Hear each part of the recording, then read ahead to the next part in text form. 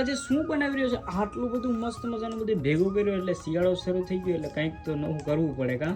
ઢોકળા બનાવું છું જો ભાઈ ઢોકળા બનાવવાનો મસાલો આટલું બધું કાચું જે મસ્ત સુધારી નાખ્યું, અહીંયા કચુંબર કરી નાખ્યું ડુંગળીનું ને હવે લોટ સારીને બાંધવાનો એમ ને?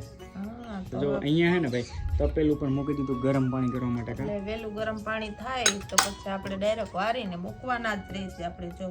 એટલે તમે બધા અત્યારે શિયાળામાં બનાવ્યા કે કોઈ કાં કમેન્ટ કરીને કહેજો. હા તમે કોઈ શિયાળામાં બનાવ્યા કે નકર આવી જજો અમારે ઘરે ખાવા. હા ભાઈ જોશના ઢોકળા બને જોરદાર જોડી બનશે ને જ્યારે ખાવા બેસું ને ત્યાં પણ હું થોડાક ને ભાવેશ છે ને તમે બધા આવશો ને તો ભાવેશ બનાવીને ખવડાવશે. ભાવેશના હાથના ઢોકળા લાજવાબ એટલા મસ્ત. આ જો તમે આટલું બધી કેટલું ભરીને કર્યું કા?